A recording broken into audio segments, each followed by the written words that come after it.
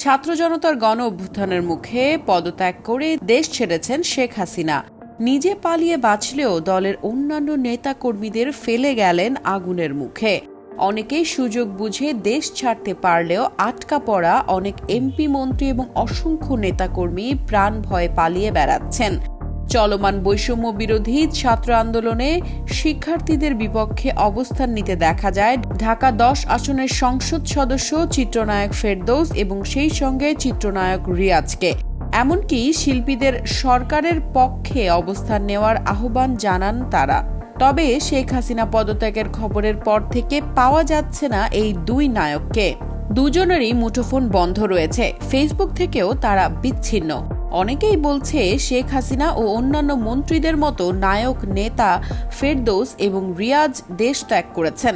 গতকাল নায়ক রিয়াজের আটকের খবরও ছড়িয়ে পড়ে। জানা যায় তিনি এয়ারপোর্টে আটকে গেছেন। পরে জানা যায় খবরটি নাকি গুজব। কয়েকটি সূত্রে জানা গেছে দেশেই রয়েছেন ফেরদৌস। 2 দিন আগে বিটিভিতে হাজির হয়ে টেলিভিশন চ্যানেলটির উপরে হামলা নিয়ে প্রতিবাদ করেছিলেন তারা। তবে দেশের চলমান পরিস্থিতির কারণে ফোন অফ করে নীরব রয়েছেন তারা।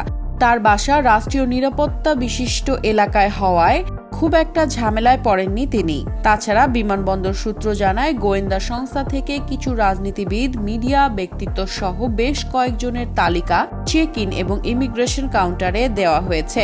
পাশাপাশি প্লেনে যাত্রী ওঠা ও ফ্লাইট উড্ডয়নের ক্ষেত্রেও আইন শৃঙ্খলা বাহিনীর চূড়ান্ত ক্লিয়ারেন্স নিতে হবে। তাই হয়তো এখনো দেশ ছেড়ে কোথাও গা ঢাকা দেওয়ার সুযোগ পাচ্ছে না নায়ক ফেরদৌস এবং রিয়াজ।